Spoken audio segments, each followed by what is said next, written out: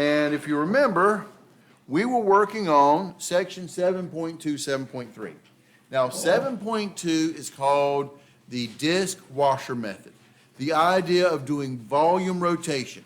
And we had two formulas on this thing that we were talking about.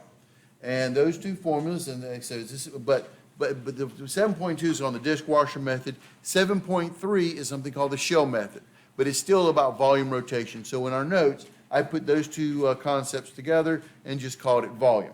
So if you go back and look at the stuff that we did in terms of the problems and stuff, these were the introductory and things we're going to be looking at with web work and stuff.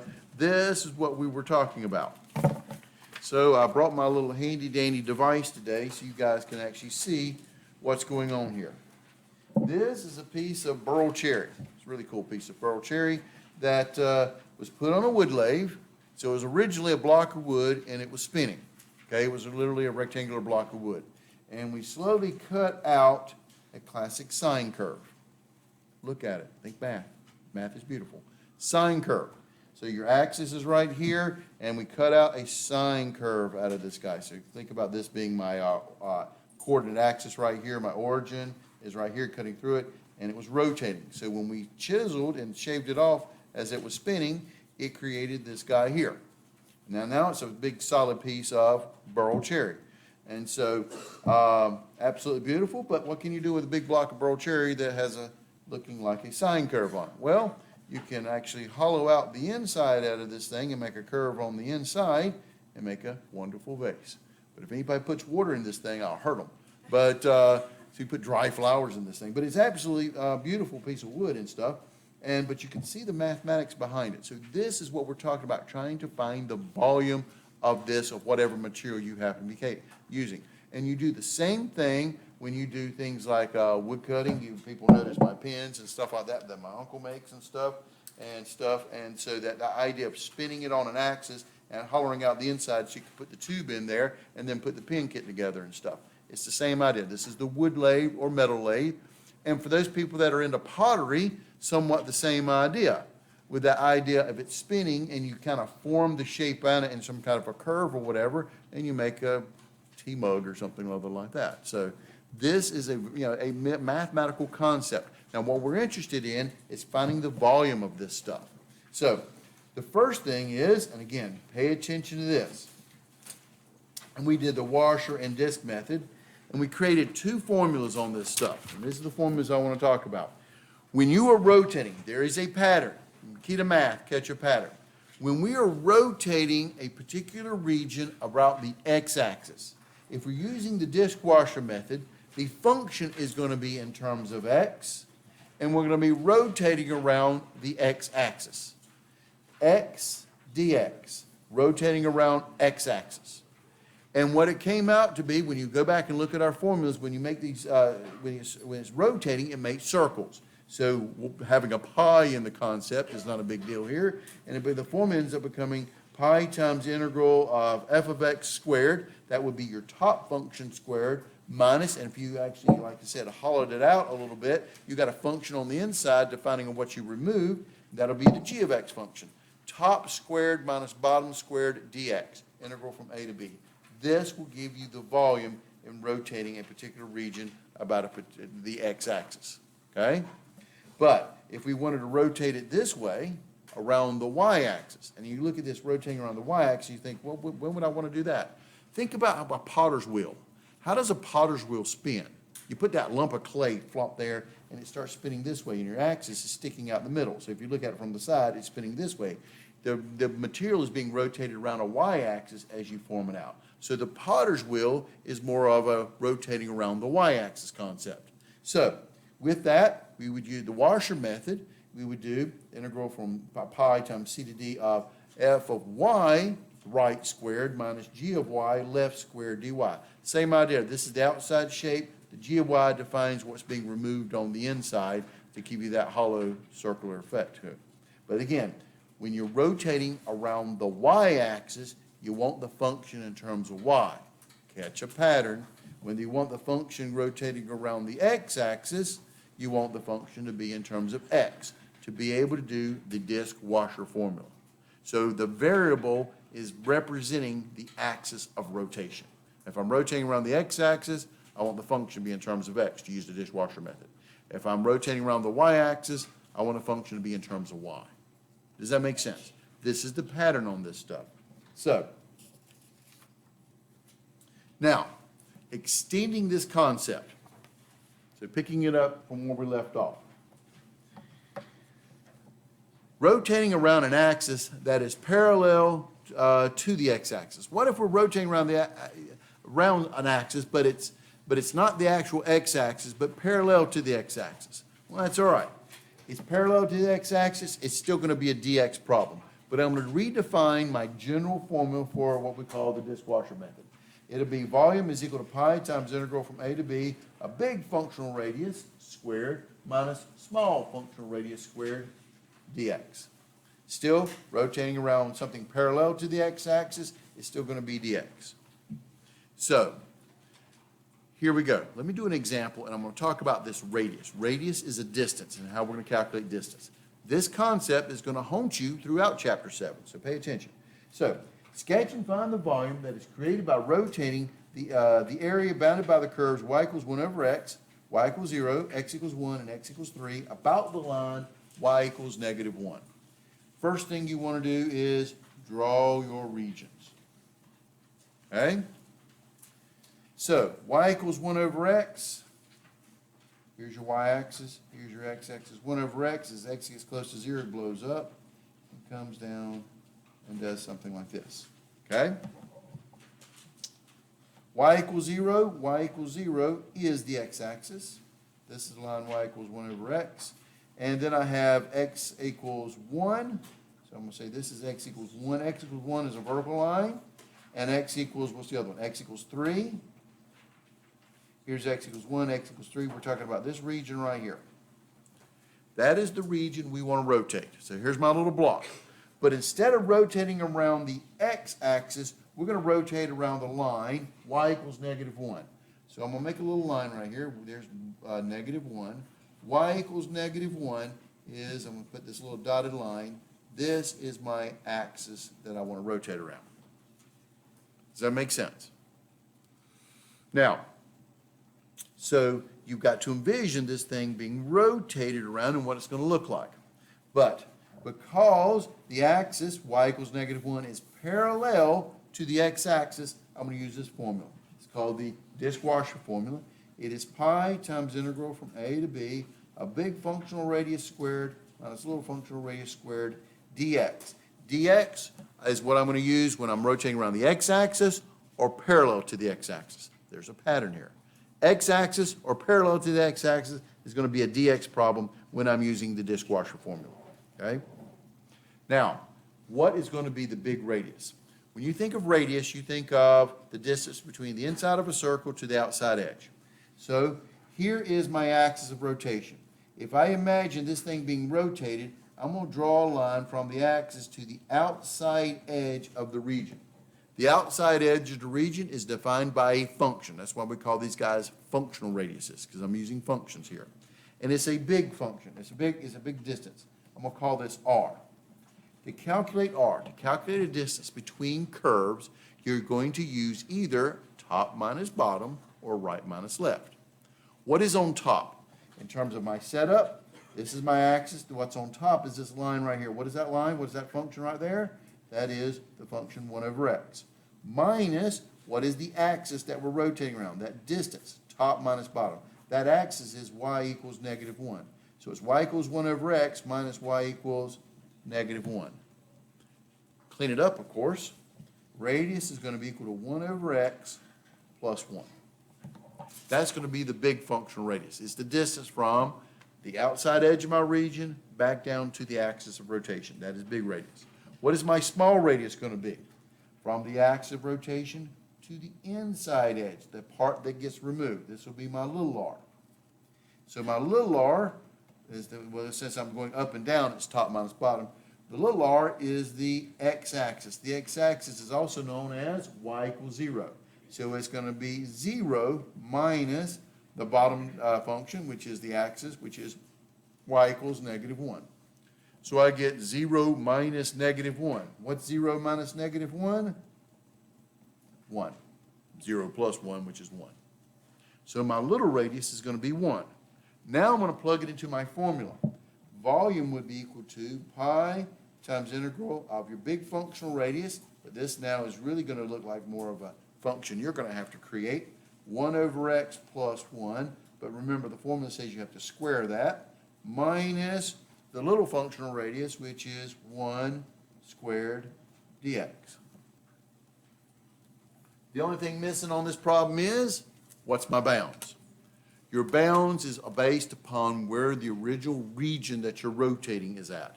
This is dx, so these are going to be x numbers. So what are my x numbers? My x numbers are between what? Where's my region at? Between x is 1 and x is 3, from 1 to 3. When I tell you on a test or a homework set or whatever to set up the integral that will calculate the volume, this is the answer I'm looking for. This is using the disk washer method of rotating this particular region around the line y equals negative 1. Now, if I was going to integrate this thing by hand, what I would have to do would be FOIL this thing out and subtract 1 squared, which is 1, combine like terms, then integrate the thing. So this is an easy integral, but you have to do a lot of algebra. But again, since chapter 6, my focus has changed. My focus is on setting up the integral. And now I'm going to actually start integrating a little quicker so I can go to the next problem. I'm going to use calculator material on this. Okay? So, here we go. I usually leave the pi off the answer and put my little, there you go, you can see my little screen a little better. And I'm going to go math number 9, function integrate, from 1 to 3 of parentheses 1 divided by x plus 1, close parentheses, squared, minus 1 squared. Now I know 1 squared is 1, but I'm going to make my calculator look exactly like my problem just to make sure that I don't screw something up. And so what do I get? Now if I hit enter on this thing, I left the pi off. I'll have to put the pi back on the answer. What kind of answer am I anticipating? It's going to be a number. What kind of number? It's volume. Positive number. If I get a negative number, what did I do? Screw up. Okay, I got to go back and fix it. Pay attention to your answers. Just don't circle stuff because the calculator told you that. Pay attention to the numbers of what you get. What do I get? Okay, this one I got 2.86, so my volume would be equal to 2.86389124. And what do I got to put back on there? Pi units cubed. And just to code on web work, when you guys do your homework set, PI is pi on web work. So when you type in the decimals and then put times PI in the back, you've got it. Does that make sense? Did I lose you guys anywhere? Okay, keep going. However, in that same context, if I wanted to rotate around the y-axis or parallel to the y-axis, that's going to be a dy problem with the disk washer method. So we have the same format. Look at it. Volume would be equal to pi from the integral from, and I'm going to change my letters so you make sure, C to D, because these will be y numbers, a big functional radius, and I use the word functional to remind you you're going to be using the equations that we give you guys to define your region. The big functional radius squared minus small functional radius squared dy. And so this is going to be, like I said, the right minus left aspect here. Okay? So, and again, the big functional radius is the distance between the axis of rotation, whatever it happens to be, and the outside function. That creates what we call the big radius. And the little functional radius, functional with little radius, is the distance between the axis and the inside, and that creates the little radius. So, sketch and find the volume that's created by the area bounded by the curves y is equal to, here we go, y is equal to x to the 2/3, y equals 0, x equals 1. So I'm writing down all my equations, and the axis of rotation is going to be the line x equals 4. So before you even start a problem, draw the region, graph it, give a visual for this thing. This stuff is very visual math here. So, drawing my region. Now, I graphed this guy before, y equals x to the 2/3 power. It comes in here from the origin, comes in there, makes a little V, and then it shoots back out again. This is the graph of y equals x to the 2/3 power.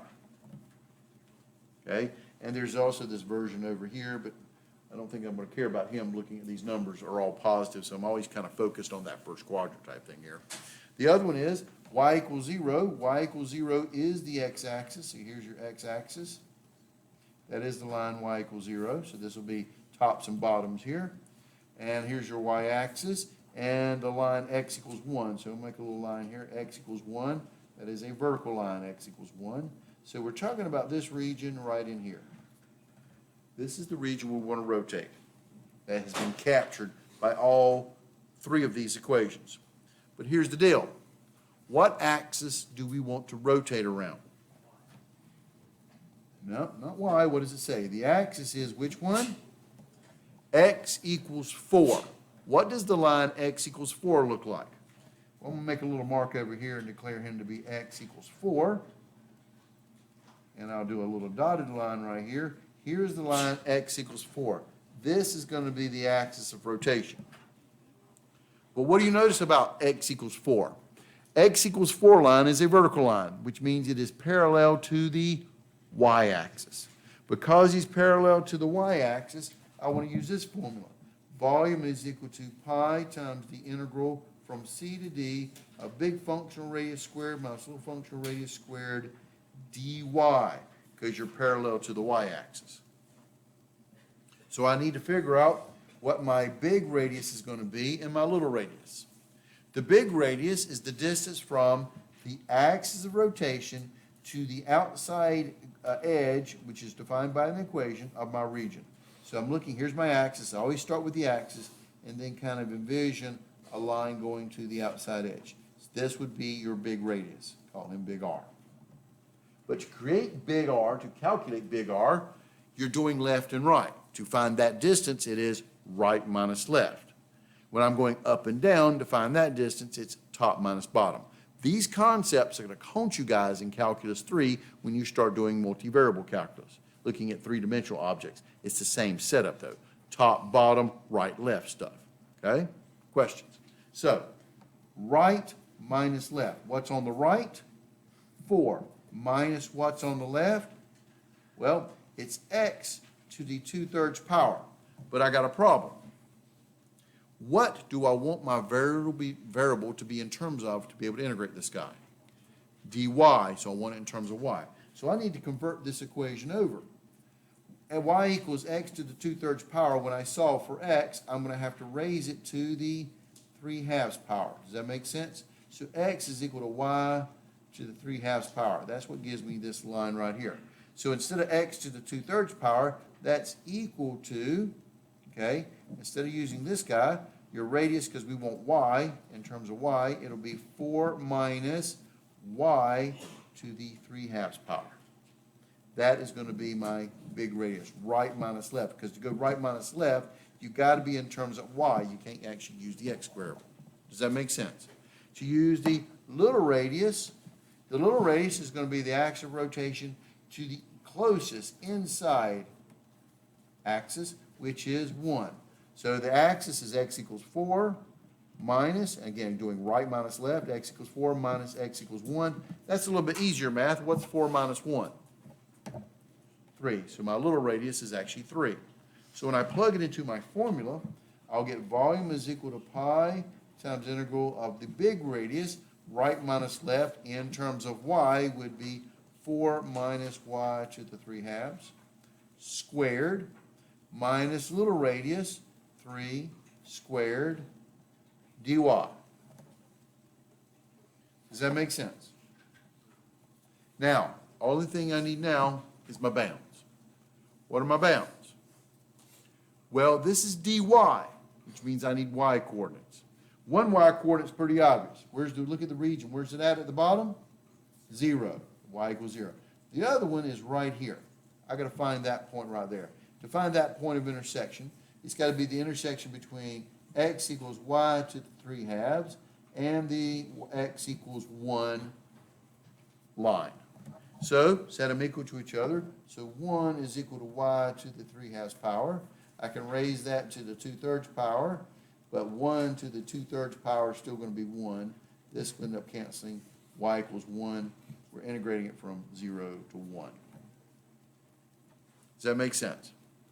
Now, just because people in this modern age that we live in are always looking for the cheap and easy way to do something or other, if I ask you to integrate this thing by hand, how would you do it? Well, some industrious engineer in here would probably say, hey, why don't we just distribute that square? So 4 minus y to the 3/2 power is going to be the same thing as 4 squared minus y to the 3/2 squared. Well, what's wrong with that theory? Well, you got a minus. You can only distribute powers through strict multiplication division. Don't do that. That's illegal. You violated 45 rules of math starting about the 3rd grade. Can't do that. What are you going to have to do to be able to clean this guy up? A term plus or minus a term quantity to a power, you actually have to multiply that power out. In this case, it'll be 4 minus 3/2 times 4 minus 3/2 for the squared, and full it out, then subtract off 3 squared, which is 9, combine like terms, and then you can integrate each term.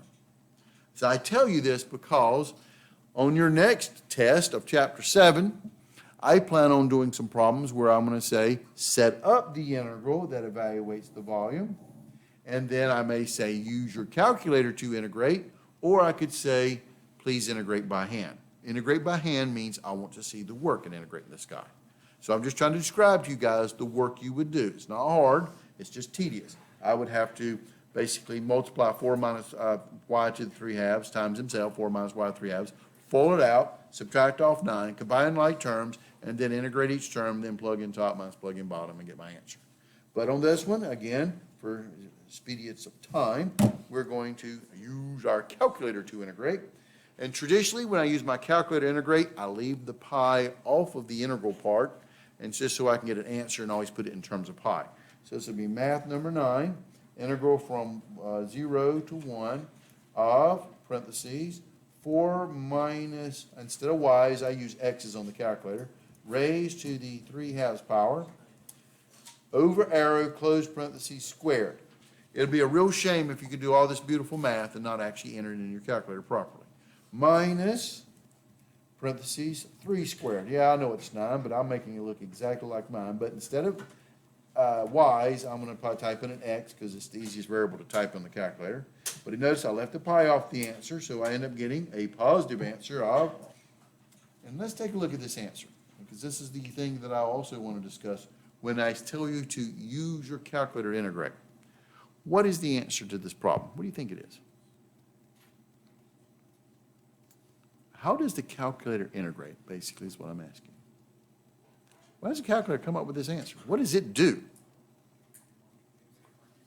Well, does it actually integrate this weird function? No, it doesn't really integrate this function.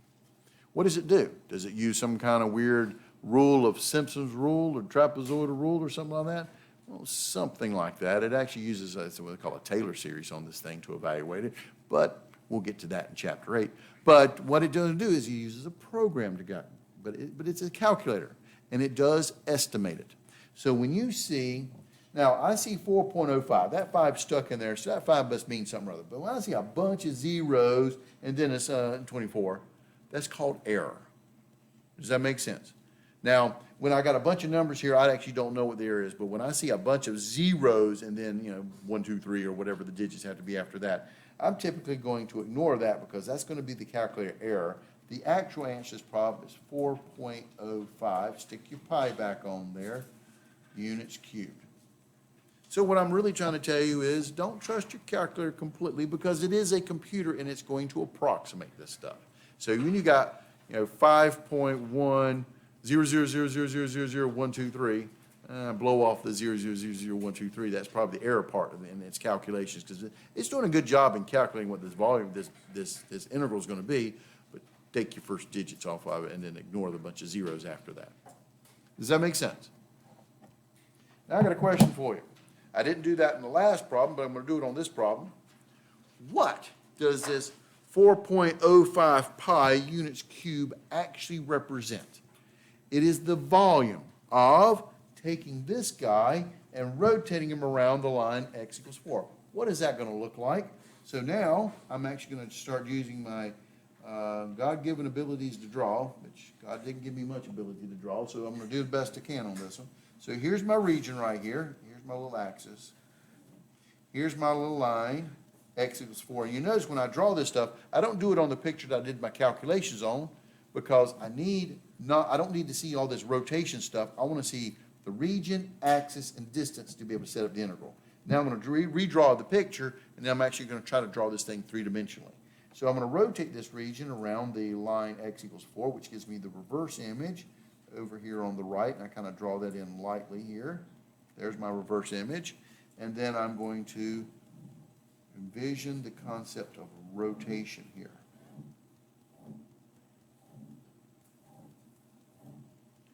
What did you just find the volume of?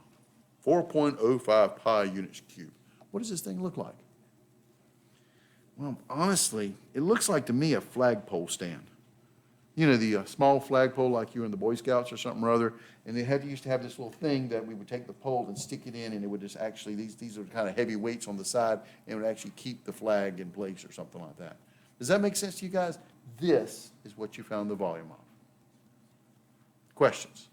So you can see the engineering aspect. Yeah? So put it in 4.050024, would we give points off?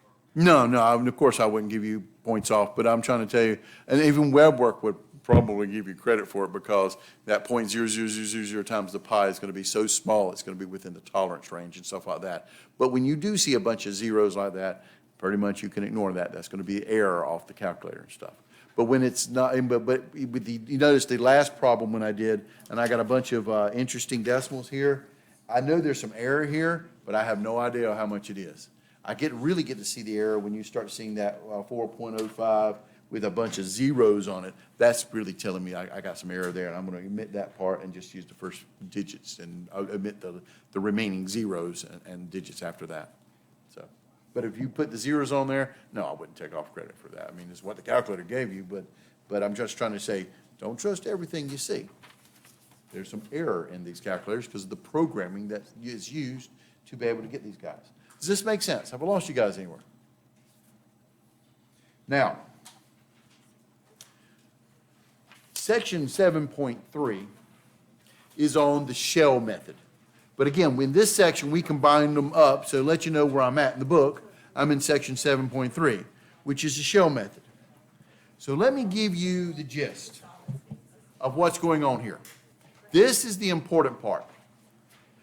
You notice in the last problem, I had to be able to do this particular problem, I had to stop and take my equation that was in terms of x and rewrite him in terms of y, because to be able to rotate this original region around something that is parallel to the y-axis, I have to have the function in terms of y.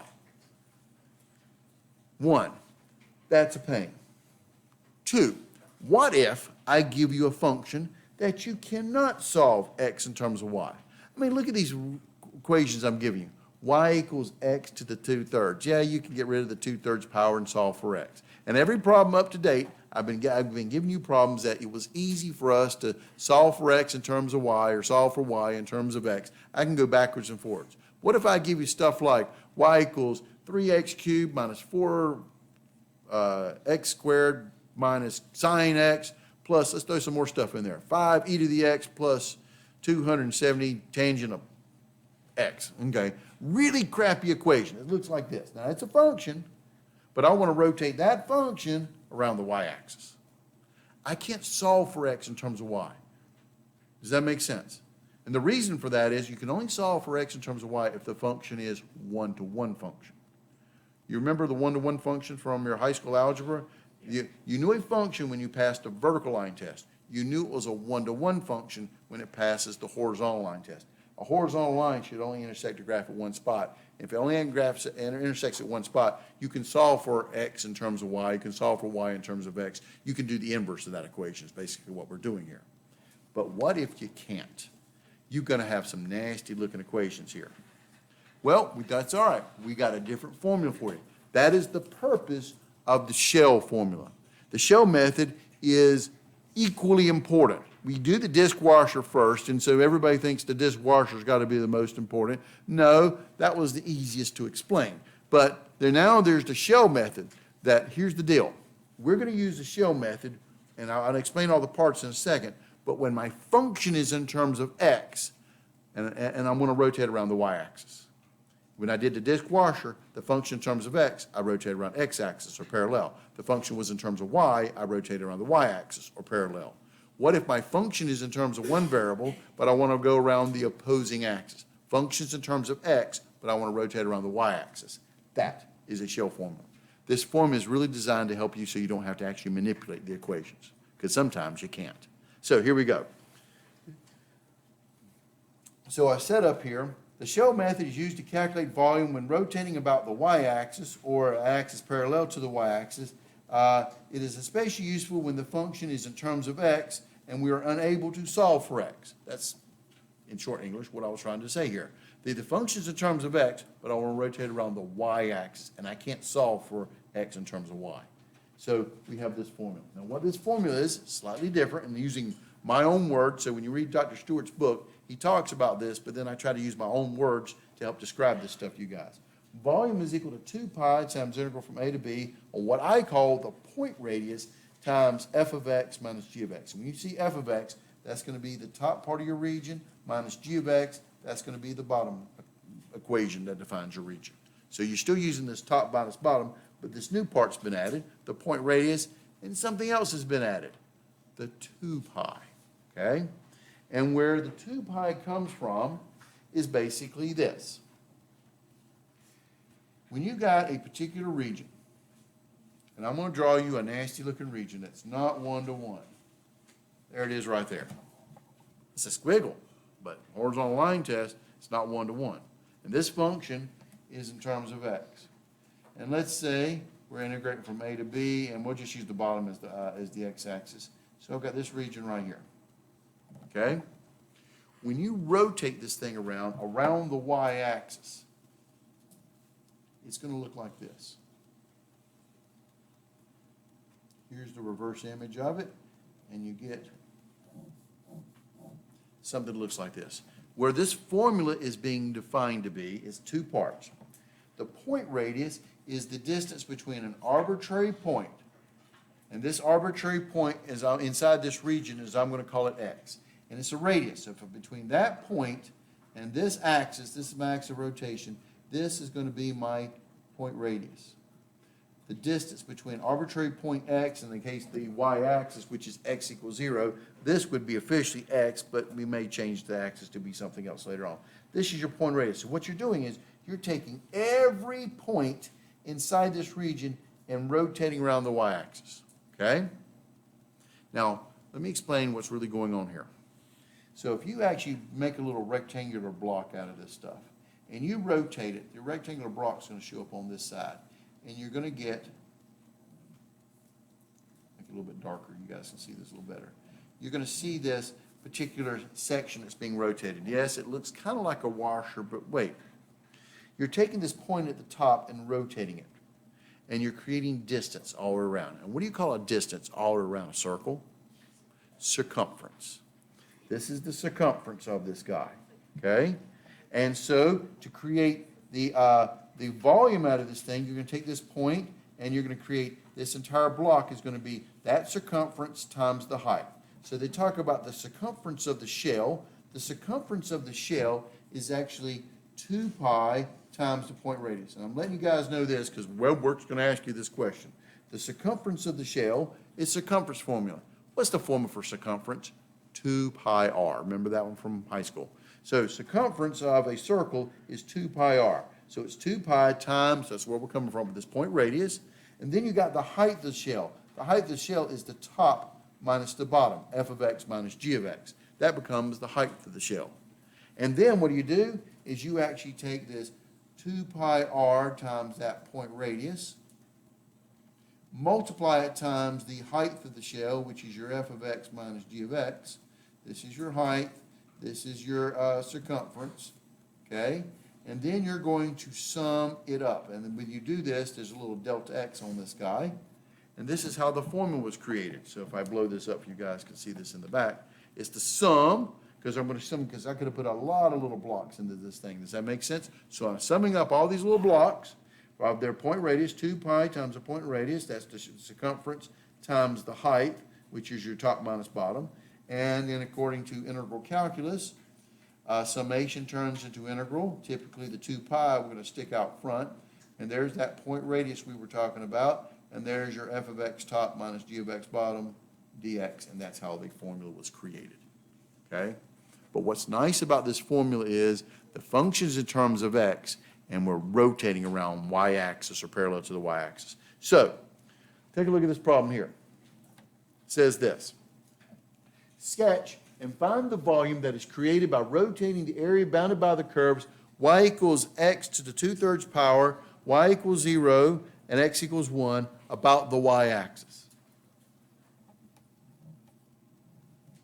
Y equals x to the 2/3 power.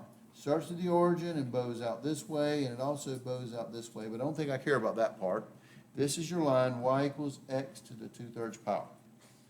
Y equals 0 is the x-axis, also known as y equals 0. X equals 1 is a vertical line. Here is x equals 1, so we're talking about this axis right here. Does that make sense? What are we rotating around? The axis of rotation is the y-axis. This is my axis of rotation. So I'm rotating around the y-axis. Does that make sense? So let's understand this. Very important. I don't want to manipulate my equations. At the end of the day, that's what the shell method is all about. So I'm going to ask you a question. What variable is my region in terms of? Look at the region of area there, and look at the equations that define this region. What is the variable that it is in terms of?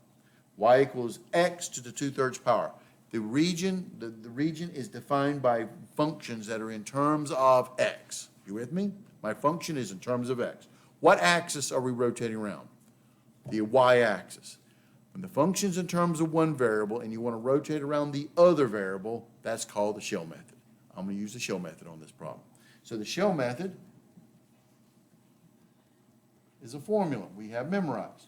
It is 2 pi times integral of the point radius times f of x top minus g of x bottom dx from a to b.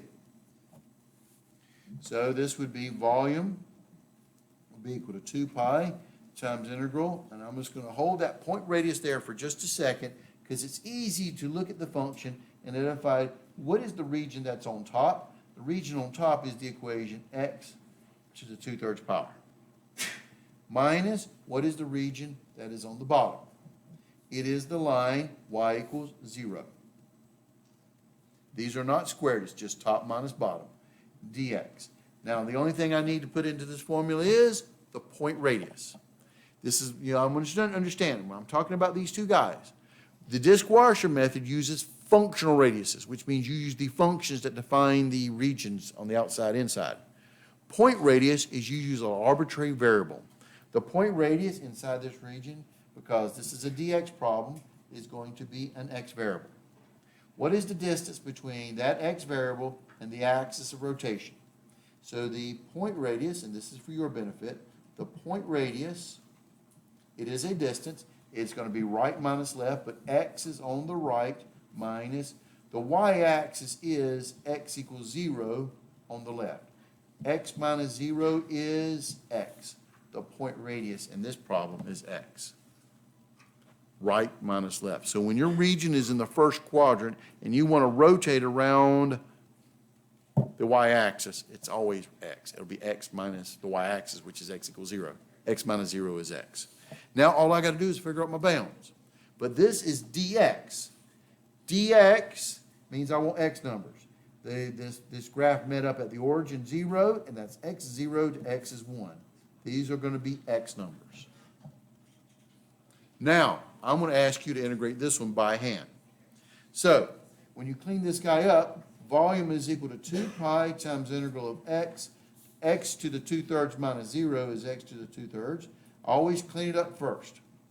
What's x times x to the 2/3? When you multiply, you add exponents. What's 1 plus 2/3?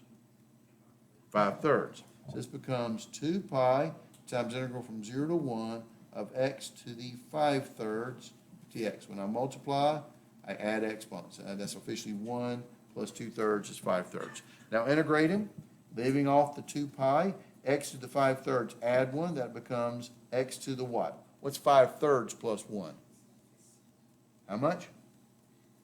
8/3. You guys can worry about your basic algebra skills here. 8/3, add 1, 3/3. 5/3 plus 3/3 is 8/3 over 8/3. No plus c's because I got bounds on this thing between 0 and 1. I'm going to clean it up, invert and multiply. This will give you 2 pi times 3/8 times x to the 8/3, evaluated from 0 to 1. 2 goes 8 4 times, so I end up getting 3 pi fourths. You with me? X to the 8/3 evaluated from 0 to 1. According to the fundamental theorems, you plug in top minus plug in bottom. This would be 3 pi fourths times 1 to the 8/3 minus 3 pi fourths times 0 to the 8/3, but 0 to any power is 0, so that term goes away. So what is my volume? 3/4 pi, what is it? Units cubed. That is the volume of this guy. And what did we just find the volume of? We found the volume of this picture here. It was this slice. We're rotating around the y-axis, so there's this reverse image over here, and then we've got this guy. So it looks like a hockey puck that's been scooped out. Does that make sense? Did I lose you guys anywhere with this one? Okay, because it's a new formula. Do you guys remember the first problem that we did in terms of this section? That was before the test, however. It was this problem right here. I used the disk washer formula. I said sketch and find the volume created by, look at it, y equals x to the 2/3 power, y equals 0, x equals 1 about the y-axis. It's the exact same picture. But because we're rotating around the y-axis and we're using the disk washer formula, I had to go and solve for x in terms of y. So it was y to the 3/2 power. Then you did the top function squared minus the bottom function squared in terms of y. And then I made you integrate it by hand. And then what did you end up getting for the answer? Oh, yeah. Yeah, it's the same picture, so it's going to be the same volume. Volume is 3/4 pi units cubed. It's the exact same thing, but done with a different formula. Does that make sense? That's the important aspect of this stuff. So one more, and then I'll let you guys go. Take a look at this one. Sketch and find the volume created by the volume of, look at this one. Y equals x to the 2/3 power, y equals 0, x equals 1. This is classic what we're going to do to you guys on the final exam. Therefore, it's classic what I'm going to do to you guys on your next test. It's the same region. It's this. There's my y equals x to the 2/3 power. Here is y equals 0, which is your x-axis. Here is x equals 1. We're talking about this region. The only difference is, what do they want me to rotate around now? It's the line, what is it? X equals 4. But now here we go. The x equals 4 is parallel to the y-axis. My functions are in terms of x, but I want to go around parallel to the y-axis. So volume is going to be equal to 2 pi times integral of the point radius times f of x top minus g of x bottom dx from a to b. So plugging it in, this will be 2 pi times integral of my point radius, leave a little space for there. The top function is y equals x to the 2/3 power, so this is x to the 2/3 power, minus the bottom, which is 0 dx. The question is, what is the point radius? Arbitrary x. What is the distance between these two guys? What is your point radius? It's a distance, so it's right minus left or top minus bottom. What's this one going to be? 4 on the right, x on the left, what is it? 4 minus x. And my bounds are between 0 and 1. These are x numbers. Now, this thing gets a little more complicated, but if I use my calculator to get this answer, so I'm going to go math number 9 integrate from 0 to 1 of parentheses 4 minus x, close parentheses, times parentheses, x raised to the 2/3 power, and close parentheses there, minus 0, no one cares, dx. This is my answer. It's thinking about it. It's liking it a lot. It's killing my battery. There it is. But what did I forget to multiply by? What do I got to do? So this will be volume equals, I left my constant, 2 pi off, times this 2.025 and a bunch of zeros and some digits. That's an error. You with me? So if I take that 2, or basically just take that answer and multiply it times 2 and then put the pi back on there, what do I get for my answer? 4.05. A bunch of zeros means that's my error, pi units cubed. And you notice you got the exact same answer as what we got in a couple problems before, because it's the exact same region. Study hard on this stuff, and I'll see you guys on Friday when we finish up this. Oh, by the way, Friday, there's going to be no review session after class because it's spring break, so I get Joseph off for a while. There we go.